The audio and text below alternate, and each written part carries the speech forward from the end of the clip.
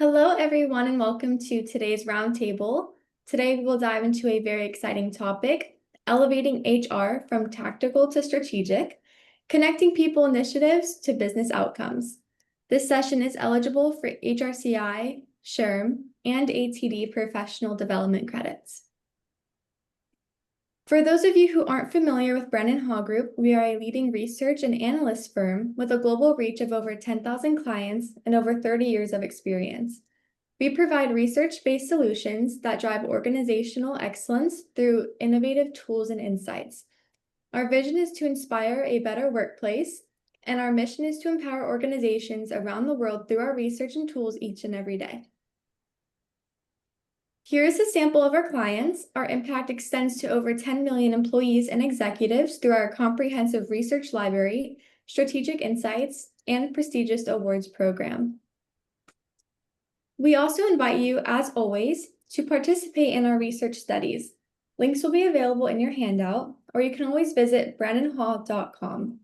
Once the results are analyzed, all participants receive a piece of complimentary research and other exclusive benefits.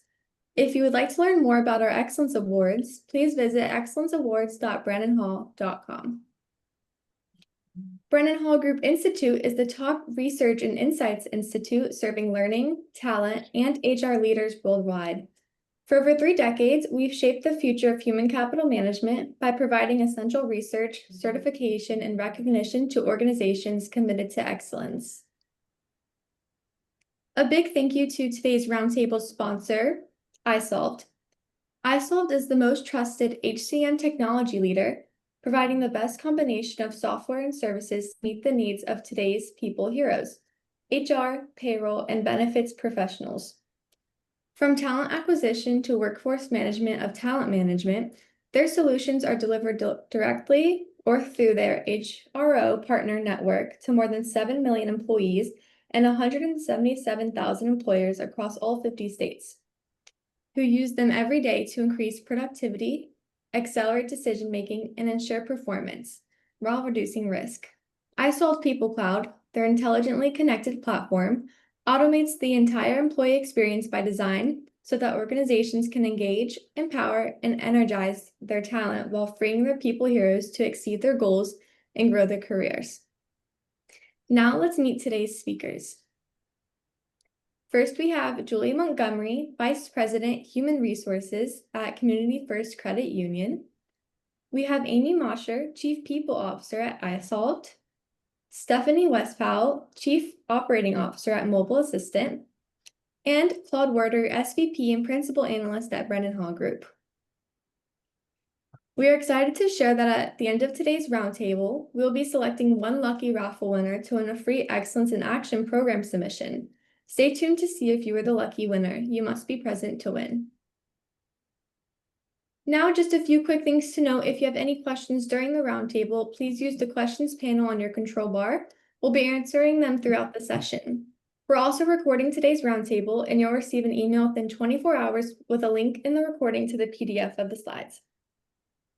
The chat box is open, so feel free to share your thoughts as we go along. Your input makes this more valuable for everyone. Now I would like to pass things off to Claude. Well, thank you, Ivy. Welcome, everybody. We're really excited to have everybody join us today for this discussion. I think it's going to be fun and insightful. And before we get started, though, I want you to just meet our panelists a little bit deeper beyond their title and organization, because they have a lot to offer, and I really want you to get a good understanding of who they are. So, Amy, let's start with you. Sure. Thanks so much, Claude. Happy to be here and work with Brennan Hall. A couple things about me. I've been in HR for 30 years. I know I look like I started when I was in kindergarten. And I've really grown myself in my career. Started off in talent, have worked as a specialist in nearly every function and a generalist, really gotten my hands dirty, and been an executive here for the last 12 years. And in every possible industry, I feel like you could be at this point, but primarily in software. And I am so thrilled and humbled to be the Chief People Officer at isolved. This is truly a special company, and we get to do a lot of HR things and strategic things as a business that a lot of other teams don't get to do. So I'm excited to speak with you today. Great, Stephanie. Hi, everyone. I am Stephanie Westphal. I'm the Chief Operating Officer at Mobile Assistant, and it is a leading fintech solution for financial advisors to document their client meeting interactions. And we're a company that has really scaled over the last 10 years when I met my husband and I joined his company. Prior to that, I've had my first career was really in the insurance industry, and I've had the fortunate experience of being able to work in finance functions and operations functions. And then when I joined up with my husband to be a business owner, I dived into the world of HR as well. So in my role, it's really cross-functional, and I get to experience all the different departments of running a business. And so, yeah, it's been a joy. Great, thank you. Julie? Good afternoon. My name is Julie Montgomery. I'm the Vice President of Human Resources here at Community First Credit Union. We are a credit union located in Southeast Iowa. We have about 23 branches spread throughout Southeast Iowa area with about 310 employees total now. I've been in the HR world for 25 years now. I've been in my current role for about 7 years, and just truly have always had a passion for this type of position, helping people, being a part of something bigger, and just somebody that I like to be somebody that staff are comfortable coming to with questions or concerns and being able to provide that support. Great, thank you. So we've got a lot of ground to cover today. Here's the agenda you've been looking at for a couple of minutes. We're going to start with kind of moving from administrative to strategic HR, and then get into data-driven HR transformation and building business acumen and removing silos, and then the future of strategic HR. We really urge you to join us in the chat. You can ask questions as we go, and also any comments or any experiences you want to share during the discussion, we can also stop and include some of those. So let's get started. So we'll start with the move from administrative to strategic HR. And this evolution, as you all know, has been going on for a while, well more than a decade. And there's no question that great progress has been made.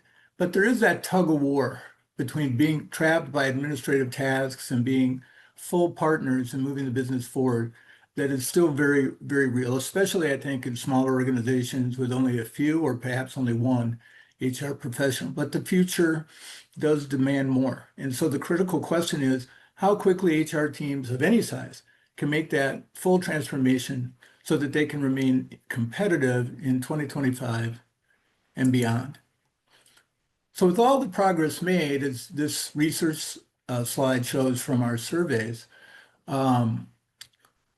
the top priority for 2025 is still improving alignment between HR and the business, and having the skills and the business acumen to be a true business partner on equal footing with all the other functions, finance, IT, operations, etc.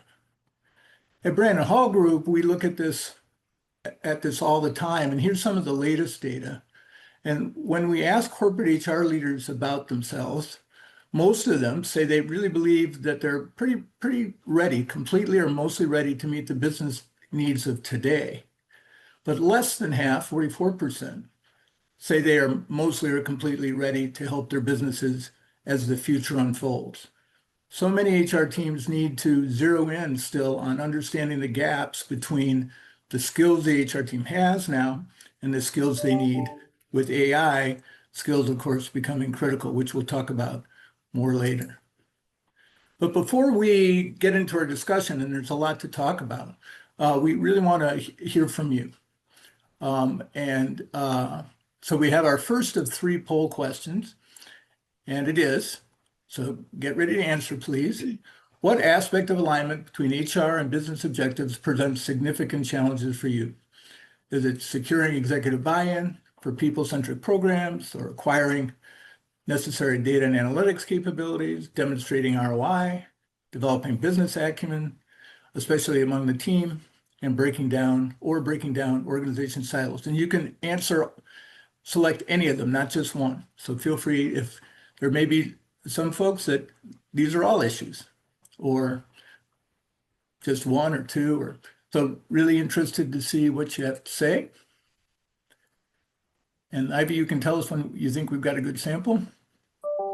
Claude, while those are coming in, I don't know about Jillian and Stephanie, but I feel like every single category here looks so important and so deep.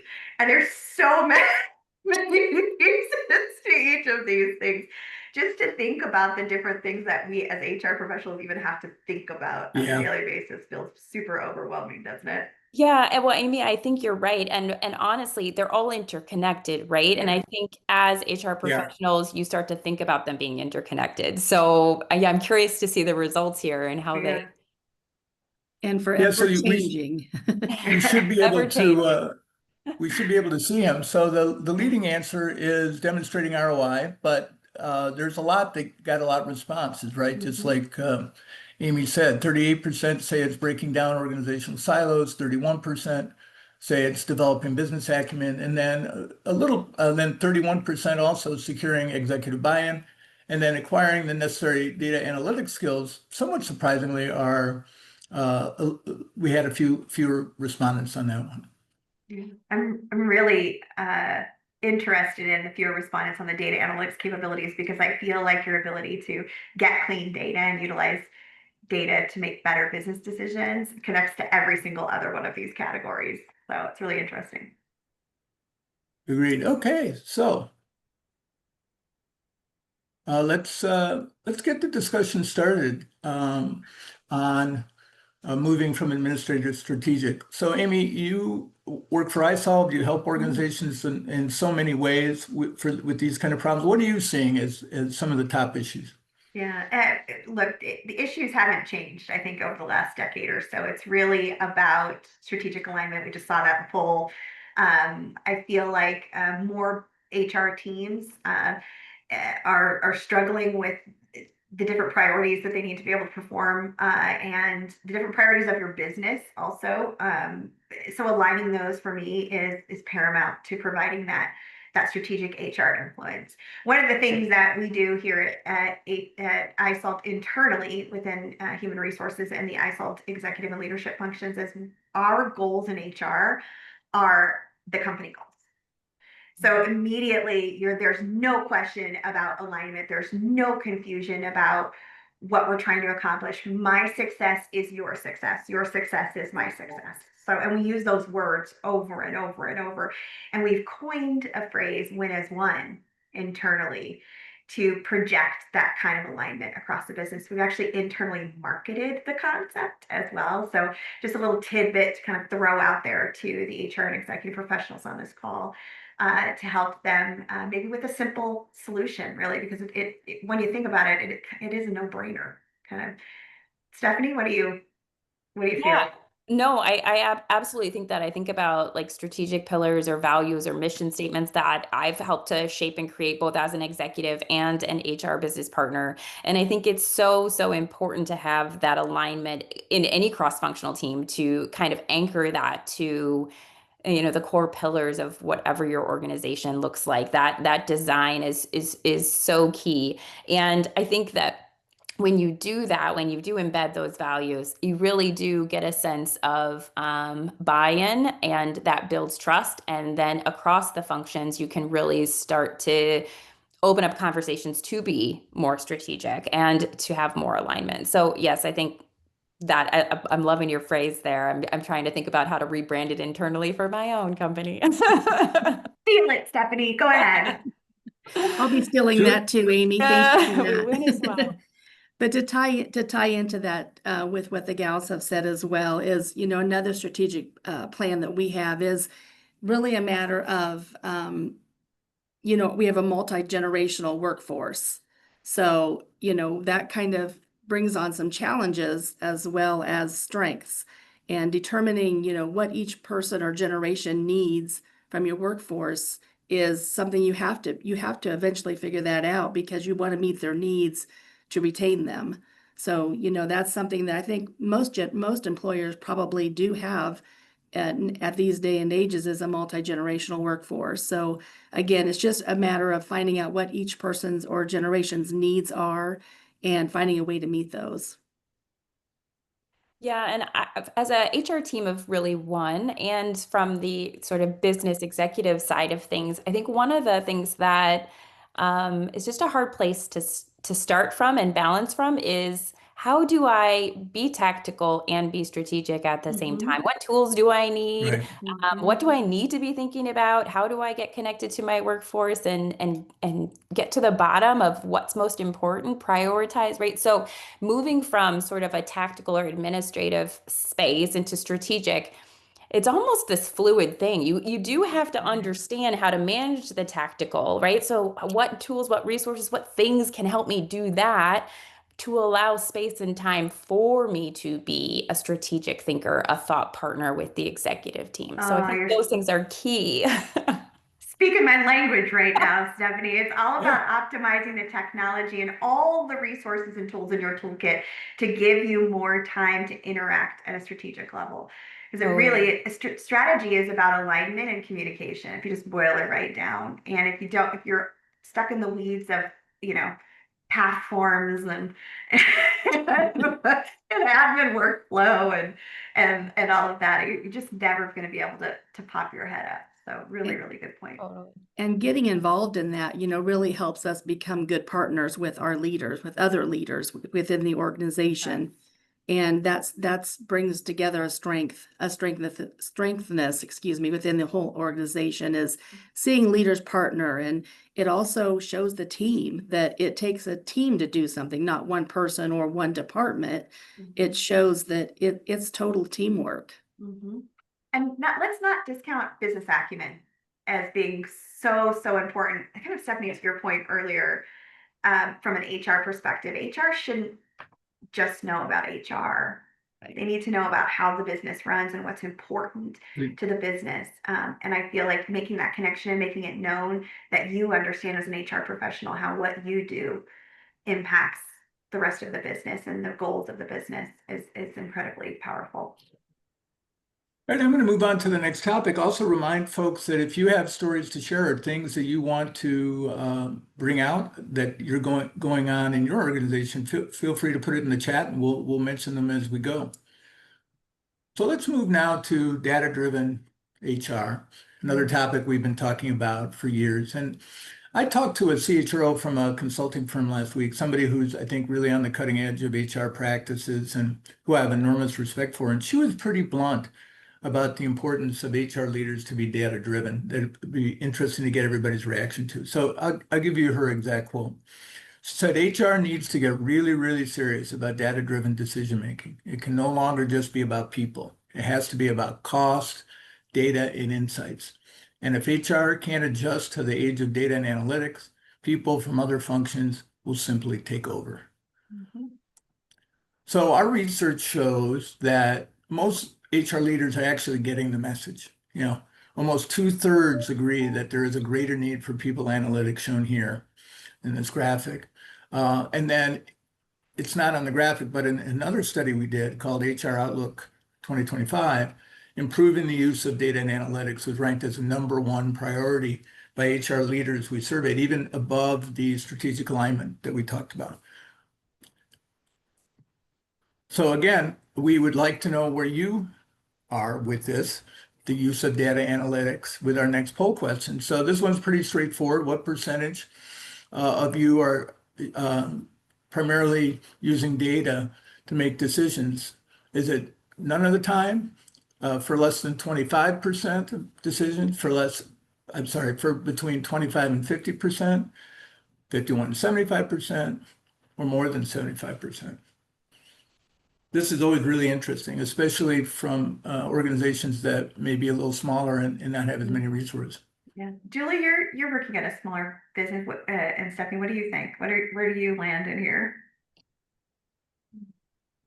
I personally think that we tend to, even when we're small, use data when we don't realize how much we're using data. And I think that this is sort of a trick question because I don't think anybody should be answering none, because I think we do use data to make our decisions. It's just, what tools do we have to make that data more digestible and more informative to us?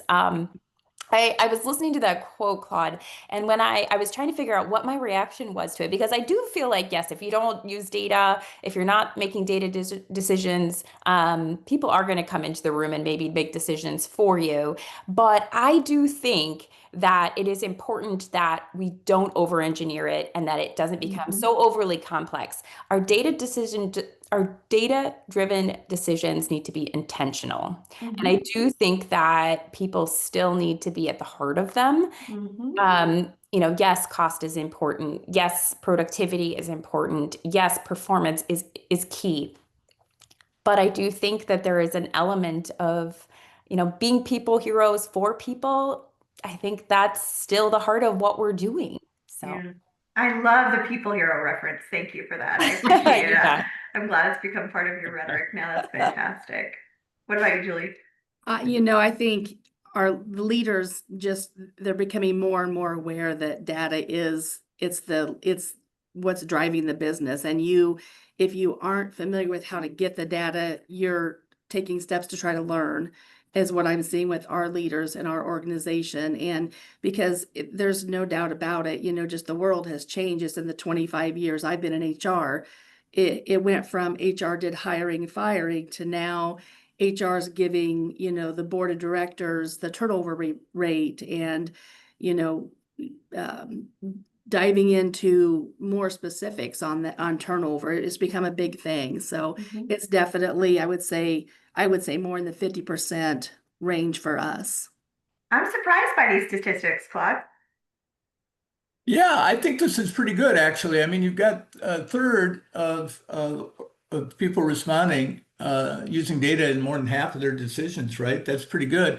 And the other thing I think that we lose sight of is, I think there's an assumption sometimes that because we don't use a lot of data, that we don't care about the data. But a lot of times it's our systems that are the problem, or we have the data, but they're not integrated between systems. And so there's just as much that we need to do to just make sure we have the tools to extract the data and use the data than it is HR being able to focus on it. Because I think they kind of get a bad rap, in my opinion.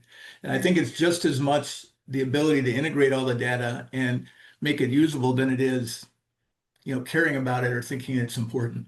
Agreed. You bring up such a great point, because I know a lot of organizations, ours is one of them. We have so many different systems, and in some cases they do not talk to each other.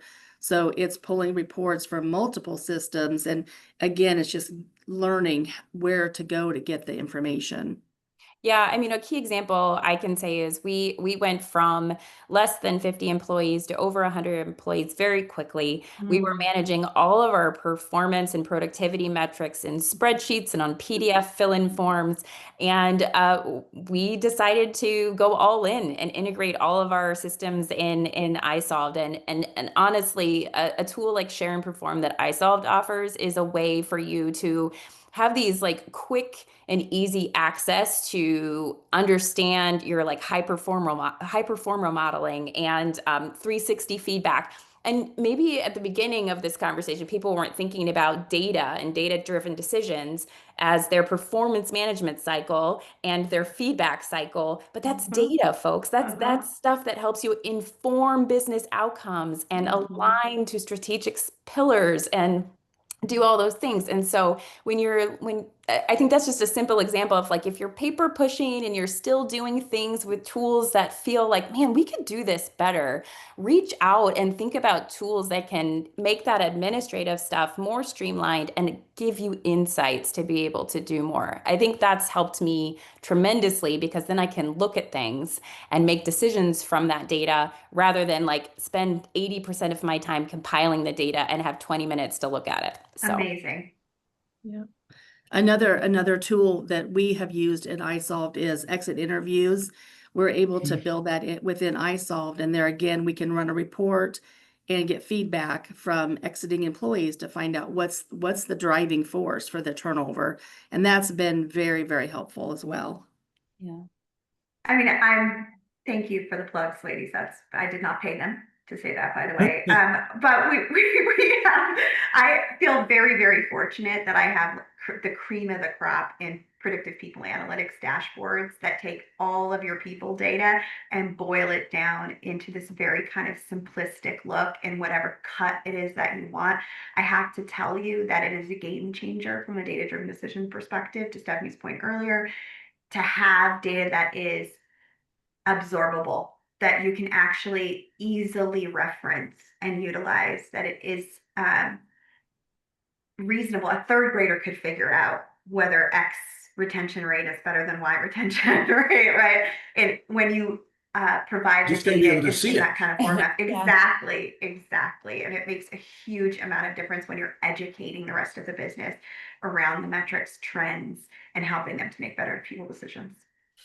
You know, and iSolved has a lot of great tools. And one thing I learned in talking to another company recently is sometimes the customers don't realize what they have in their dashboards. So if you feel like you're need more, you may actually have it more in your system, and you You just do. you need to reach out and take advantage of it. Well, Yeah, what I would absolutely. say to that is go to an iSolved roadshow or go to their Connect event once a year. And this is not a shameless plug, but no, seriously, years ago, I was like, I don't know what this thing is. I'm just going to go. And when I said I was all in, I did dive headfirst into knowing more about iSolved and the platform. And it's grown so much. I still feel curious about it and want to know more of what they're growing and building, because it feels like there's something new all the time. So I know, shameless plug or not, go learn more. Anybody have anything else before we move on? Oh, please, Claude. All right. So just about every CEO I talk to say they really want HR leaders to be a key player in their enterprise strategy. And so this is something that I think maybe in the past CEOs didn't treat HR as big a part of the team. I think that's really changing. I don't hear much of that anymore. And we also hear a lot about HR operating in a silo and lacking deep knowledge about the business. But I'm not so sure, especially in small and medium-sized businesses. Is HR siloed? And I'd love you all to give me your opinion on this. Is HR siloed and lacking business acumen, or do they simply have so much on their plates to execute that sometimes the the strategic parts of their jobs get overwhelmed, and it's not so much that they don't have the knowledge or they're not working and collaborating, but they're just struggling and need some assistance. I think, Stephanie, what's your perspective? Yeah, I mean, I think there's one thing I always try to ask myself when I'm sitting in my HR seat, and that is, am I being a force multiplier or am I being a bottleneck? Love. And if I'm being a bottleneck, then that tells me that I don't understand what the business outcome is well enough to be an enabler of that business outcome that they're trying to achieve. So then I start looking to, what are the tools around me? How do I use data? How do I use tools to create enablement and to remove bottlenecks? And I think that's where you really have to sharpen your toolkit. You have to think about how do you work cross-functionally to get through to the building that business acumen that you maybe don't have to start. So you need to get curious about it, ask questions, sit in. Don't always, feel like you have to be the voice in the room. Put the ears on and start listening a little bit. You'll be surprised at how much that business acumen grows when you just start sitting in and listening. Yeah, you touched on something that I'm pretty passionate about, Stephanie, and that is definitely getting comfortable with being uncomfortable. Go sit in a meeting that you're not really invited to. And I don't mean not invited, but it isn't your forte, but you want to learn so that you can be better at your job and be more of a strategic plan for the entire organization. So again, sometimes that's not always comfortable to sit in a room when you're used to kind of either being the one leading the show or being next to the person leading the show. That could be kind of different. So yeah, you do have to kind of expand and be willing to be open-minded and just get in there and sit and, like Stephanie said, just have your ears on and be willing to learn it. I think it's interesting. Breaking silos, and first of all, mic drop for both of you. That really incredible seeds of wisdom in both of those statements. It was amazing. Um, Breaking silos and building business acumen isn't an HR problem. It's an organizational opportunity. Problem. And as an HR professional who's really honestly part of our job is outside looking in at what kinds of, to Stephanie's point earlier, enablement tools, or to Julie's point earlier, conversation we can get into to help build that cross-functional accountability for your business. A couple nuggets here. Create aligned values, and one of your values can be business acumen, right? It can be cross-functional communication and accessibility across the function. It should be, honestly. It's that the lack of business acumen and creating silos is systemic of a lack of trust across the organization. Will decrease your organizational performance over time significantly, or it certainly won't improve it, right? So these are key, I feel like, huge bubbles that should be over us as executives at any company, and that we're thinking about all the time, and that we're talking about all the time. This is something that isolved does really well to reinforce cross-functional communication, because we are growing so fast and we're getting so big. It's common to create bureaucracy and politics and hierarchy and silos, and people protect, right? Supernatural kind of things when things get out of control and they lose the business acumen, the understanding of what someone else is coming to their desk with. And by talking about it every day and everything we do, and that our intention is not to create silos, and that we do value business acumen cross-functionally, and keeping that conversation alive very simply depletes the silo and the lack of business acumen across the business. Yeah, Amy, I think you're so right about it. It gets framed as an HR problem, but it really is an organizational problem. And my experience has been HR can be a tremendous catalyst for breaking down those barriers. I remember starting at a newspaper years ago. I worked in the newspaper business, and the HR director literally took me by the arm and took me to every department. I was in the newsroom, and took me to every department to meet my counterpart. We talked about how we could work better together, and literally drove all of us to break down those silos in the organization. So I think not only, I think HR can just play a really huge role, and that can also lead to them to be perceived as real strategic business partners because of their Yeah. It's advocacy. interesting, right? The word acumen itself, if you just think about the words we use and how they shape different things, right? So back in the day, we used words like change control, change management, and now I feel like we're in a space where we need to be thinking change leadership, culture shaping. You use the word catalyst, Claude. I mean, I think change catalyst is huge. We want to Yeah. be reinforcing the behaviors and the values aligned to those business objectives, aligned to that vision. And we want to use our change catalyst tools and our seat at the table to help, with removing resistance of change and just helping to reinforce, the behaviors, the embed the values of what we're trying to accomplish as a cross-functional team, right? A high-performing cross-functional team. So yeah, I think that HR has a great, focus in that. And to your point, Amy, that out of sort of body experience, we get to kind of see from the outside in and point these things out, because people at the heart of our all of our organizations are, we need to think about our workforce design. We need to think about how people are performing and how productive they are. And, we get a great view of that from where we are. So I think that's, the acumen of it all is. We got a quick question from somebody, and I want to encourage everybody to keep those coming. So I want to go ahead and ask it now. So what if HR colleagues are stuck in their way of doing things and hesitant to try new ways of collecting and using data? What do you do then in terms of trying to activate them? I've got a few things. You go first, Amy. First of all, be courageous, be brave, have a direct conversation with colleagues that you feel like are standing in their own way or standing in the business's way, and not potentially aligned to the objectives of the business, from a data decision making or data collection or analysis perspective. Learn new things. I feel like HR functions are incredibly adept overall at learning new things.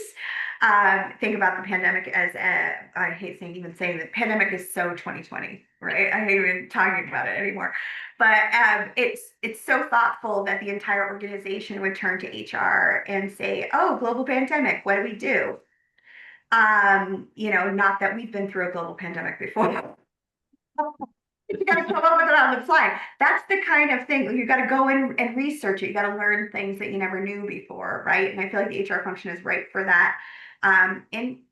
Let's be honest, it's career limiting to not think of human resources as a business function, and one that has access to the only common data set across the entire organization, if you think about it that way. And so there's so much strategic power in the data that you wield.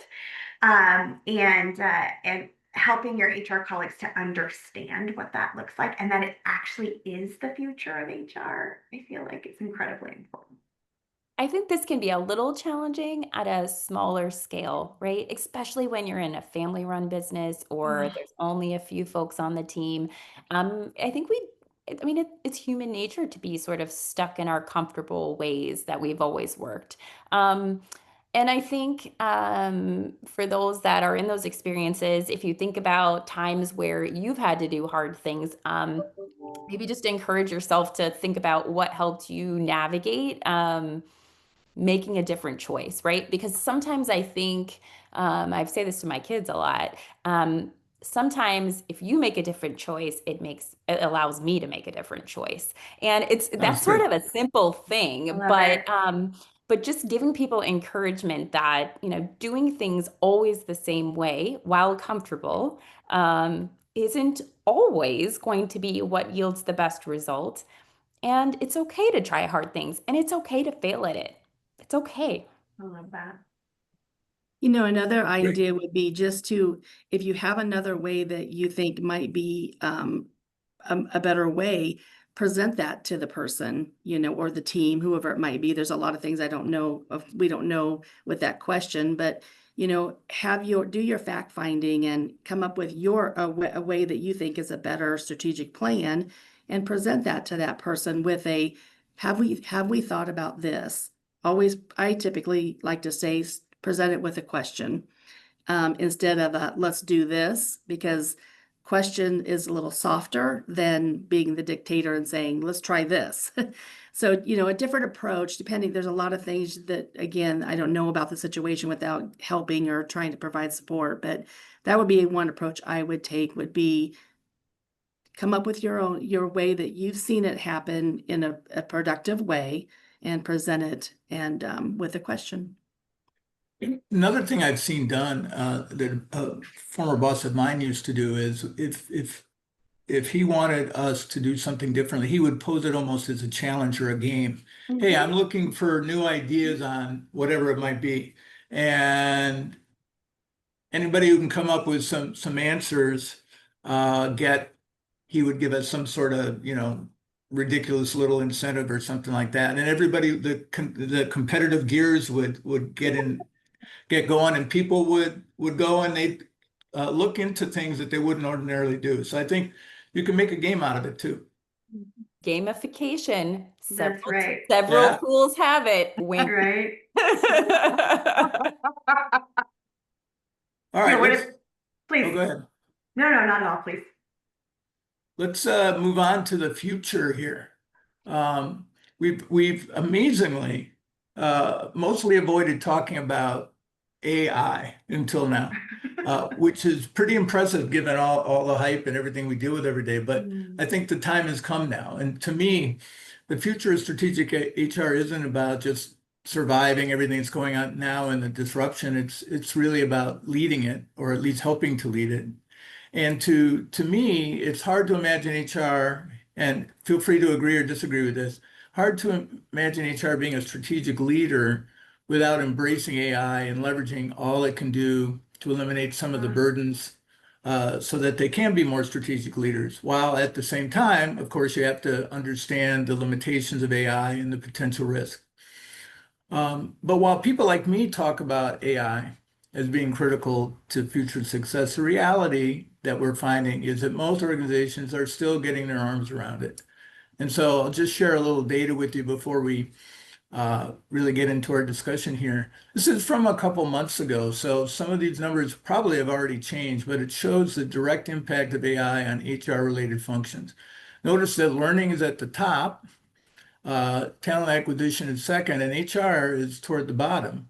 And while the numbers may change, I talk to HR, talent, and learning leaders almost every day. And what I gleaned from the conversations is the biggest uses still are in learning and talent acquisition, even though there's an awful lot that AI can do to make HR operations far more efficient. So I know our trio has thoughts on this, but let's do one more poll question and get your thoughts on the use of AI. And so the poll question is, what is your organization's top priority for implementing AI in HR to drive greater business impact? And you can select all of these or any of these.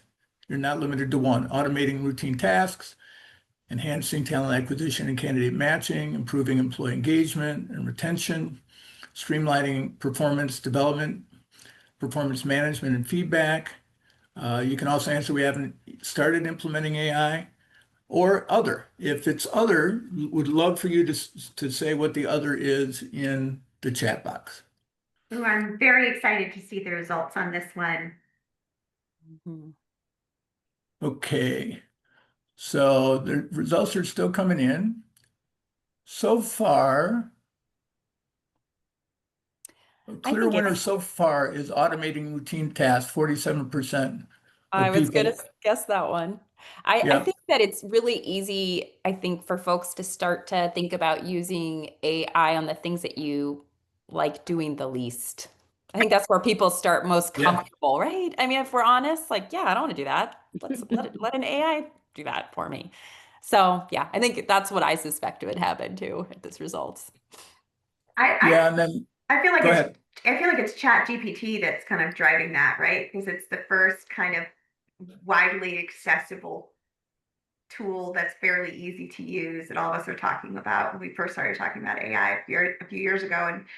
And it's just everywhere now, and it's expected that you know how to use it. And it does a lot of those kind of administrative things for you, and writes your emails for you, and summarizes your notes for you, and does all of those kinds of things. So I can see that for sure. I can tell you that as an individual learning AI capability in all of these areas, but also implementing in all of these areas right now simultaneously. And it is incredible.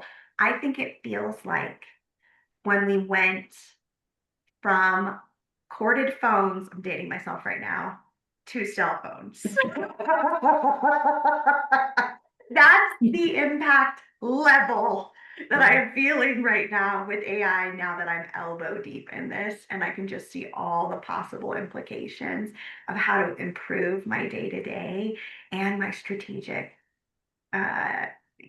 initiatives and wherewithal. Like, this is so exciting to me. And I think that's neat too, that we're seeing what each other is doing with it and what results each other's seeing from other organizations. An example would be our job descriptions, and I'll touch more on that later. But we use the AI for our job descriptions in iHire or applicant tracking and isolved now. And the reason why we switched to that was I was on Indeed looking at other jobs in the market, and I'm like, wow, their job descriptions look amazing, so professional and touching. And so then I got a hold of iHire applicant tracking, and we have that too. So now we get to utilize that and just have such a better success with it. You know, one of the second most frequent answer was not working with AI yet. And I would just Yeah. urge everybody to just start playing with it at the very least. Oh. You know, we did a workshop a few weeks back, and a lot of organizations felt that they were being handcuffed by their IT departments because everybody was so worried about data security. And my reaction to that was, okay, well, you know, hopefully you can work on that and things will loosen up, but that doesn't stop you from educating yourself on Right. AIs so that you're ready to go whenever they are, and then you can be a leader in it. Julie, how did you start educating yourself on AI just in general? What was your personal story? To be honest with you, my kids. So I have two grown-ish kids, 26 and 23, and I asked my son a question. He's in physical therapy college, and I asked him a question about something. He's like, Mom, just use Chat GPT. And I'm like, what's that? And now I'm all about it. And then as far as my professional job, it was just seeing what others are doing. And I'm like, how are they doing that? There's something they're using that I'm not, because that I just knew there was something more. And so just watching and learning what others are doing is what got me interested. Cool. Stephanie, do you have another, how did you start your AI journey? I'm not sure if this qualifies or not, but I remember in the morning asking Alexa what time it was. She might. And she was like, "Good morning, Stephanie. Can I tell you a new morning routine that I have for you?" And I was like, "Oh, sure." But no, I think it's more around us than we know. And I think then I've got a new iPhone, and it was like, do you, first thing you peel off that film, and then it's like, do you want this new AI powered tool that we have? And I was like, okay, let's give this a go. Not everybody's an early adopter, and I fully recognize that. And even with my own company, I feel a very strong sense of keeping human in the loop while using and leveraging the best of AI capabilities. So I do have a strong sense of that, but I do think, to the point of one of the poll questions a while back, or even the quote, Claude, that you said, is if you don't start, if you don't adopt it, if you don't use the data, if you don't use AI, you will be left behind. People will start adopting it and using it, and it will become a normal everyday thing for everyone else. And if you're unable to kind of get on that bandwagon of just sort of getting curious about it, it will get harder, I think. What I tell people is that even if your organization isn't real gung-ho, and there are some that aren't, especially smaller organizations, having those kind of skills puts you in the driver's seat, right? It can save you a lot of time. It can allow you to free yourself up to do things that you like doing or are more important to do that you get weighed down by. It can have a lot of benefit. And then you can be somebody that can advocate across the spectrum and be a leader just by leading by example. Agreed. So, and it's kind of fun for the most part. It can be fun, and I think valuable for organizations. But beyond just AI, before we move on and hopefully answer some questions, if people want to start asking us some, what are some of the other things that you think are going to be really important for HR in terms of driving the future? Any Julie, thoughts? what do you think? I would say, keeping on top of trends and knowing what the trends are, and, that you'll know those by keeping your resources. There's newsletters that come from different organizations. There's different things you can get from isolved notifications. But just being aware and being very on top of making sure that you know what's going on around you, basically. Stephanie? Well, I think Julie summed that up perfectly. And what I Yeah. would say is if you're not sure where to start, go to ChatGPT and type in what do I do? It comes full circle. It'll even tell you about law changes. Right, right. It's incredible, honestly, as a resource. I mean, we just don't have to have that inherent knowledge anymore, do we? We just have to know how to go find it. And this is like the next step and the next level of that. For me, from the future of strategic HR, I'm gonna be perfectly honest. The future is everyone in HR. It's everyone understanding their people data. It's everyone making data-driven HR decisions, human decisions all day. It's enabling the rest of the business to be deputized as HR professionals and understanding and creating that level of enablement across your business. Because again, the only constant is people in every single business. And that for me is the future of strategic HR, just kind of in a nutshell. And it's a really hard thing to accomplish and define and measure and move forward. But it's incredibly critical, I feel like, to business success in the future. And to tag onto that, Amy, I think too, as we go through, move toward the future and AI is becoming more and more prominent, it's a matter of keeping the human touch still connected. Oh, You know, Absolutely. we get resumes every day and they were put together by AI and they look amazing, right? But really what we care about is the person. How can they interact with us? How do they sound when they speak? Do they, those are the soft skills those matter. So it's just a matter of moving forward with technology, but still keeping that personal touch involved. Yeah, it's amazing when I talk to people about AI and they're concerned about it. They tend to think it's either or, right? And it's not either or. It's always going to be both. It's always going to be both. The question is, what can AI do to allow you to use your human skills even more effectively than you do now? Yes. yeah, yeah. You know how we, as HR professionals, are always saying, I need to be cloned. Yes, This is cloning. that's good. Yes. Well, I think we'll move on and see if we can handle a couple of questions. I did get one. We welcome more. And actually, this is for everybody. You can each weigh in. We talked a lot about challenges, and what is your HR team doing that you're really proud of, that you're really excelling in and making a difference for the business? Stephanie. Yeah. I think for me, it's always just about culture. I feel really strongly that all of the people that work at Mobile Assistant know our company culture. They know our core values. They sort of know what we stand for. And I think that that comes from taking some really important steps to design organizationally and like come up with a way to really weave that through our processes, through the tools we use and how we talk about things, through our business acumen. It's really, quality and partnerships are so important to us, and we talk about things in that way. So yeah, I would say that really grounding all that we do in our culture has been a real strength for us.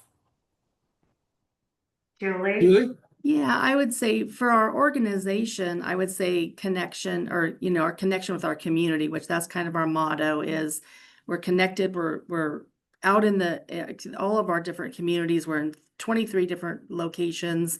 So as far as the organization, it's their connection to the community. But for me from HR, it's more my connection with the staff and the leaders.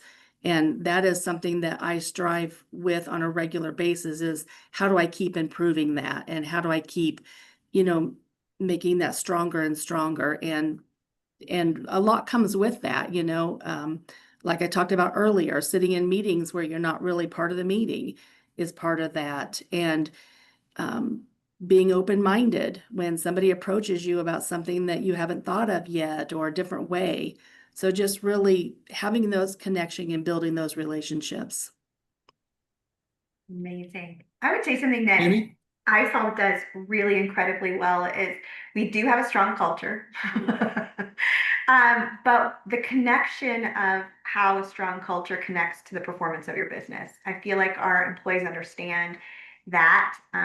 It also creates a level of accessibility across our business. Kind of to Julie, to your comment about the connection to your external community. We have a connection internally within this business where people actually care about each other. They care about their work product. They care about the output and they care about the client. And there's just, when I came on board 5.5 years ago, I got to tell you, that was the DNA of this business. And we just doubled down on it. And it's created this incredible environment that's so change ready and so excited about what's to come that you don't have to worry so much about people having trouble with innovation or thinking about things differently as much, right? It's very inherent that we're a growth business, and that means you have to grow your mindset.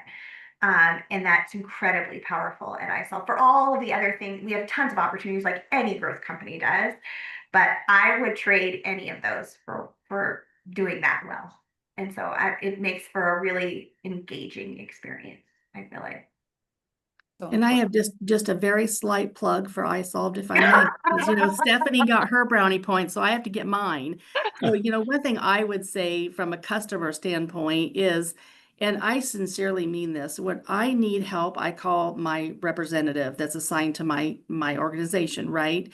But if he or she is on another call or helping another customer, I have the option to either leave a voicemail or hit number 2 to get another representative. And I can say wholeheartedly 100% of the time, when I hit number 2 to get another representative, they are always able, willing, and friendly, and they help me, they resolve the problem or answer the question. It's amazing. And that is one of the things that it matters to a customer. When I call, I always say when I call, there's something going on, because I don't call on a daily basis to say, hey, how is it? How's it going? I wish I had that time, but when I call, there's a problem, and iSolved representatives are always able and willing to help me. Oh, and Julie, I'm going to share that with our teams because it just makes my heart feel good. We never get to talk about the good stuff, right? Yes. All right, we have one question, but we also have only a couple of minutes and we need to announce the raffle winner. So there has to be a real direct answer. Julie, I think, had mentioned about communicating with a multi-generational workforce. And so maybe one tip or 2 quick tips on how you can deviate your messages for different generations in order to get through. Julie? Maybe that wasn't a good question to ask with a quick turnaround. I don't know if you're going to like my answers, why I'm hesitating. Chat GPT. In all sincerity, when I send out a group email or company-wide email as a VP of HR, there are many times that I will go to Chat GPT before I send that, just because I care what it sounds like. I want it to sound professional. I want it to sound like I've thought it through, and I have, but I want the most elevated wording that I could get in some cases.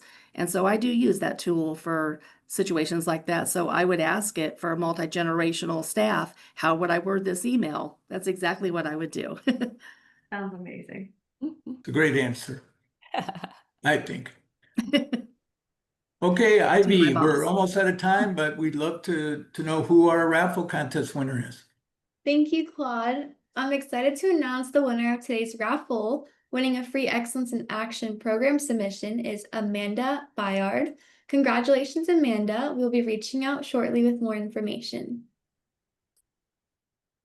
Well, I want to just take a minute as we close out here to thank all of you. This has been a truly enjoyable conversation. You guys are really, really great. Been great to work with all along. Just any last words before we sign off? I just appreciate the opportunity. I truly do. And I've worked with Amy many times and just really appreciate the opportunity. Thanks for letting me be a part of this. Well, thanks to you. Thanks to isolved for sponsoring. Thanks to all of you for taking the time out of your busy days to join us. We really appreciate it. And we look forward to seeing many of you at a future Brandon Hall Group webinar. Thanks, everybody. Have a great rest of your week. Bye. Bye-bye. Thank you. Bye.